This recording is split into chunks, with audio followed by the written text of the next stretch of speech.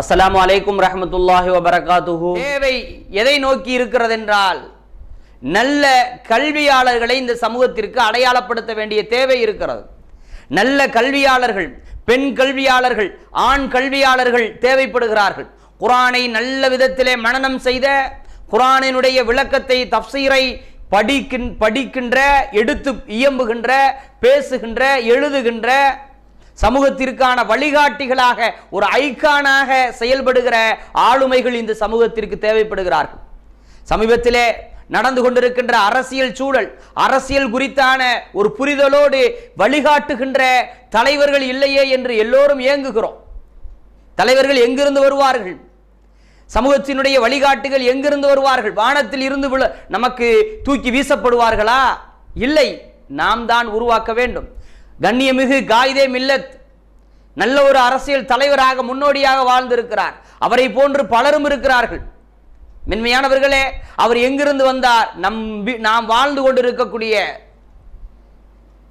தெருக்களிலே ஓடி ஆடி விளையாடுகிற குழந்தைகளை பாருங்கள். இது போன்ற ஒரு குழந்தையாகத்தான் அந்த தலைவர்கள் ஒரு காலத்தில் அவர்களுடைய வாழும் பகுதியிலே ஓடி ஆடி விளையாடி கொண்டிருந்தவர்கள். யாரோ ஒரு சீதேவி, அவருடைய தாயோ தந்தையோ அல்லது யாரோ ஒருவரால் ஈர்க்கப்பட்டு, யாருடைய வழிகாட்டுதலால் உருவாக்கப்பட்டு சமூகத்திற்கு ஒரு நல்ல தலைவராக அடையாளப்படுத்தப்பட்டார்கள் என்பதுதான் யதார்த்தம்.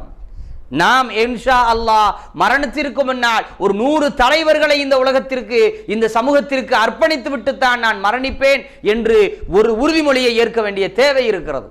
காரணம் என்னவென்றால், நாளுக்கு நாள் சமூகத்திலே குழப்பங்கள் அதிகமாகிக் கொண்டே செல்கிறது. நாளுக்கு நாள் இஸ்லாமிய சமூகத்தை நோக்கி வீசப்படுகிற விமர்சனங்கள் அதிகமாகிக் கொண்டே இருக்கிறது. நாளுக்கு நாள் இஸ்லாமிய விரோதிகள் இஸ்லாமியர்களை தாக்குதல் நடத்துகிற சிந்தனை ரீதியாக, எழுத்து ரீதியாக, கலாச்சார ரீதியாக தாக்குதலினுடைய அந்த வன்மம் உயர்ந்து கொண்டே இருக்கிறது. இதை அனைத்தையும் எதிர்கொள்ள வேண்டும் என்றால், இந்த அனைத்திற்குமான தீர்வை இந்த சமூகத்திற்கு அடையாளப்படுத்தப்பட வேண்டும் என்றால், நல்ல கல்வியாளர்கள் தேவைப்படுகிறார்கள், நல்ல ஆளுமைகள் தேவைப்படுகிறார்கள். நல்ல கல்வியாளர்களாக, ஒழுக்க மாண்புடையவர்களாக இந்த சமூகத்திற்கு தேவைப்படுகிறார்கள். அதனால் இன்ஷா அல்லாஹ் நம் வீட்டு பிள்ளைகளை, நம் தெருவில் இருப்பவர்களை, நம் சமூகத்தில் இருக்கின்ற குழந்தைகளை, வருங்கால தலைமுறையினரை நல்ல கல்வியாளர்களாக உருவாக்குவோம். வல்ல ரஹ்மான் அதற்கான சந்தர்ப்பங்களை, வாய்ப்புகளை நாம் அனைவருக்கும் தந்தருள் செய்வானாக. வாஹிர் தஅவானா அல்ஹம்துலில்லாஹி ரப்பில் ஆலமீன். அஸ்ஸலாமு அலைக்கும் வரஹ்மத்துல்லாஹி வபரகாத்துஹு.